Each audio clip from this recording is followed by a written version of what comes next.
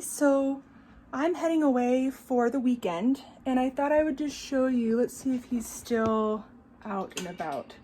Whenever I leave, yeah, let me show you. So whenever I leave for the weekend, I always try to put some new enrichment things in the glider's cage. And Belky is always very curious when he gets a new toy. He just went back in there, of course. But I am putting some new things in the cage that they've never had in the cage before.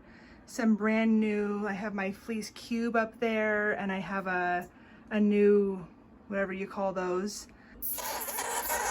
Oh my goodness. They're not doing that to me, by the way. They're doing that because he brought a treat back into the pouch and he's not sharing, so I have lots of new toys in here that they have not played with before, just because obviously, oh my gosh, you guys are so spoiled. Obviously we won't be doing our nightly bonding time tonight. Oh my gosh. So I'm putting, oh my gosh, you guys. Hey, stop it. Did they steal your treat? And then they're fighting over it? Is that what's happening? Oh no. Oh no, those mean girls. You got up out of bed and you went and got it. And now they're fighting you for it. That's what you get for going back to the cage though. So I don't know if you can see that. They're basically yelling at each other because they both want the one piece of dried papaya that he brought back. So now he's going to try to get another one. You going to try to get another one? This is the middle of the day, by the way. They should be sound asleep. But no, he heard me putting new stuff in there, and he's going to get up and get some treats. Did you get it?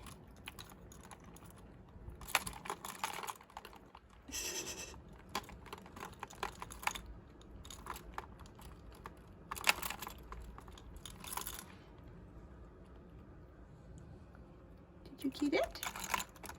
That one's too hard, huh? Whoa, that's smart. Don't go back in the bed where everybody else is going to steal that from you, Mr. Magoo.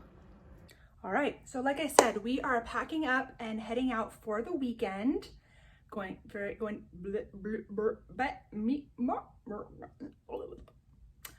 to the river. So I thought I'd do a quick video to talk to you guys about what we do to leave for the weekend.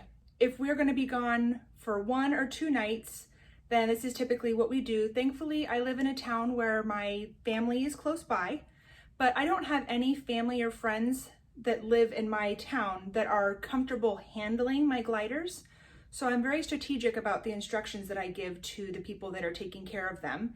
And also I have a night cam that I put on the cage so that where I am, I can check the night cam and just make sure that they're doing okay. Where we're staying is in driving distance. So if there was a problem, I can always come home and fix that, thankfully.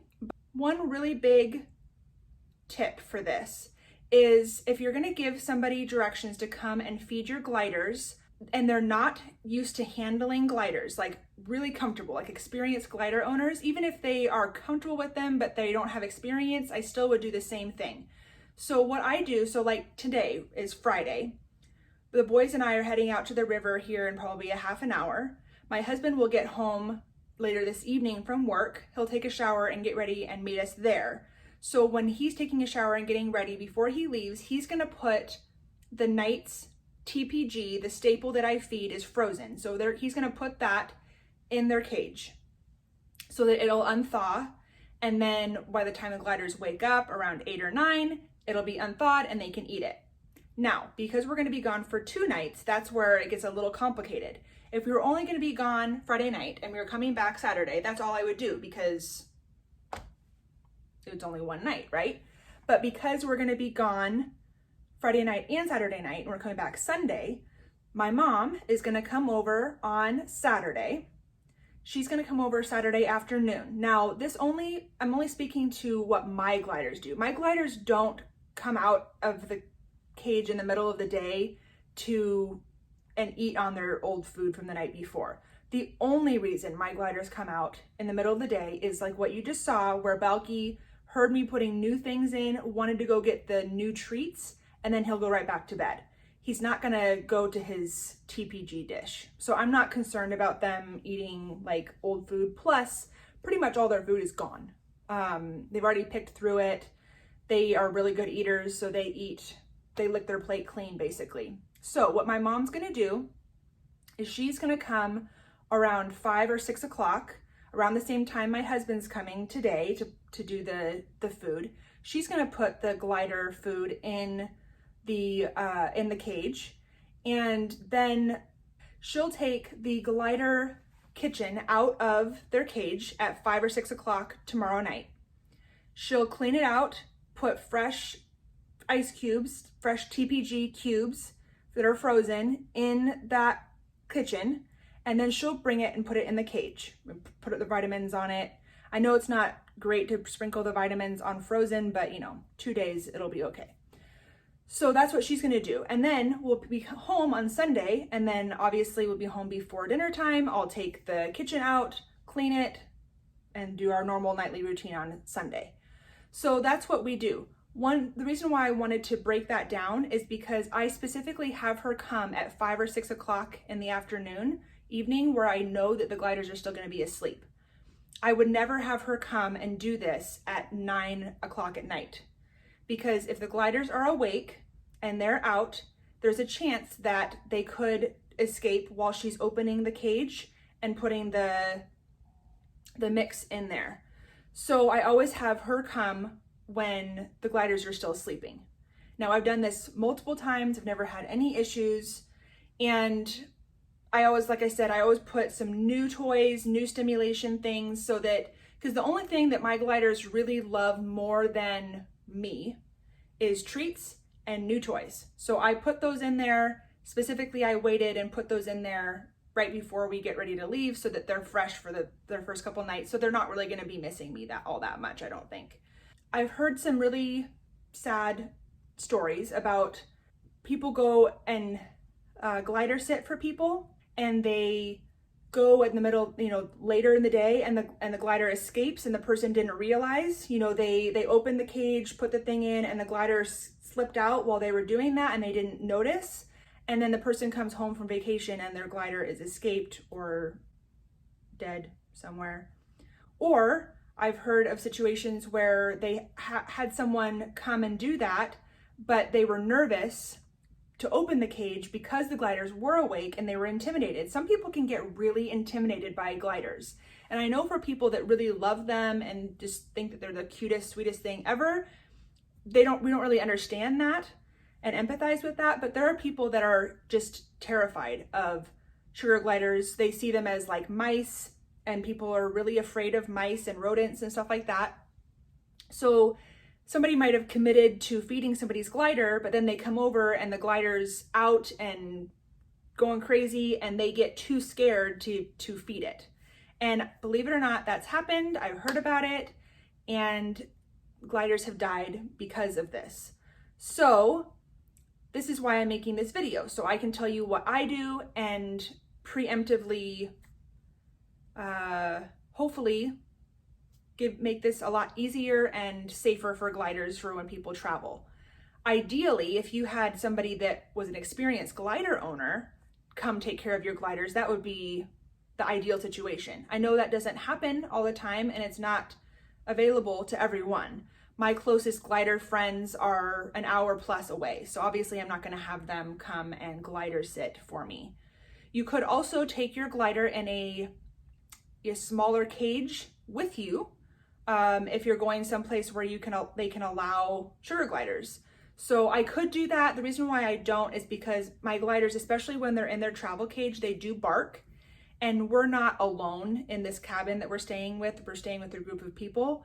And so it just makes me really uncomfortable thinking that somebody else's sleep might be disturbed because my gliders are barking. So I don't do it.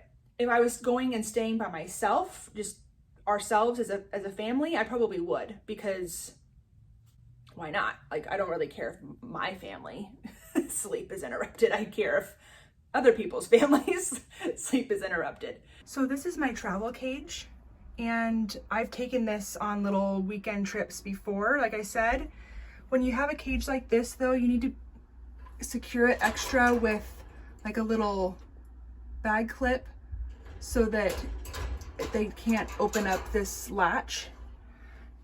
And that's worked nicely. I know some people travel with theirs in like a pop-up tent, like I show in some of my videos, but I wouldn't feel comfortable with that personally because I've witnessed Balky chewing at the side, trying to get out, and I would be afraid that he would chew a hole through it and escape. So I would recommend getting a small travel cage like that.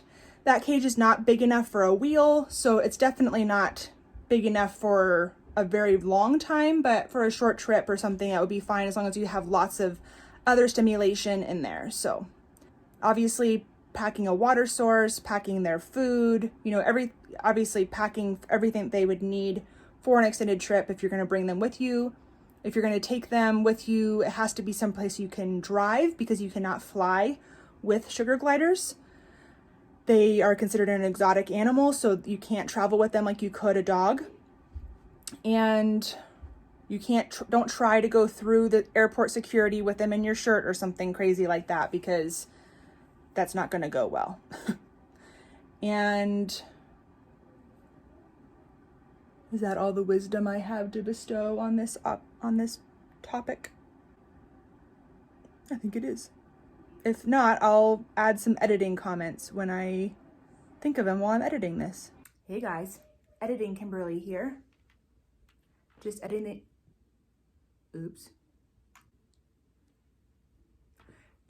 this video, and I wanted to add one more little side note. I'm going to include some pictures and videos from our trip that we went on this weekend, so that you can see kind of the family time that we got to have. And I also just wanted to say, I know that some people, I'm just going to speak to the Karens out there, not actually people named Karen, but you know the people I'm talking about. They're going to have something critical to say no matter what. And I know that there's some people that think that you shouldn't leave your gliders ever, because their health can turn so quickly, and because they hide their symptoms, and you know, what if you're gone and something happens? And my personal opinion, I would like to say that I'm a very good pet owner, but at the end of the day, they are pets, and my family comes first, and I'm not going to not take trips, not do things with my family and my children because I have gliders. And but if you choose to do that, if you have gliders and you feel like you can't relax on a trip if they're not with you, that's totally fine. That's your choice. And I am confident in my choice. I've done all the precautions that I can think to do to make the best decision for my family. So I thought I'd include those videos there for you to see, and a couple pictures from our little weekend trip to the beach. So I hope you enjoy that. Also, this is not the only method for what you would do if you were going to leave your gliders for a couple days. This is just what I personally did for this weekend. And if you have a different way that you do things, then good for you. Okay, bye-bye.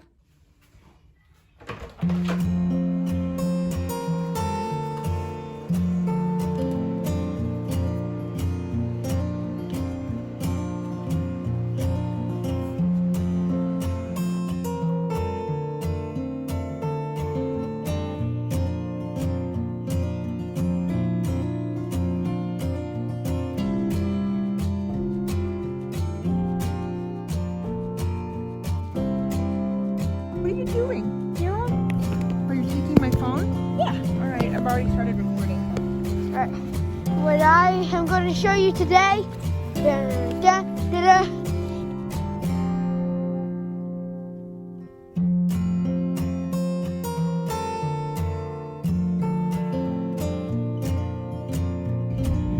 That's very cool. Beautiful. It is beautiful, like you.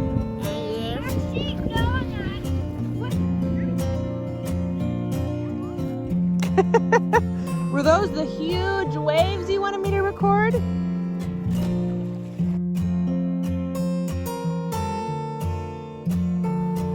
loves you.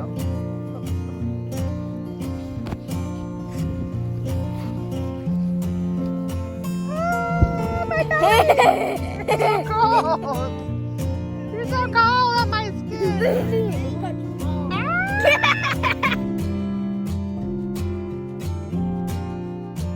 Go.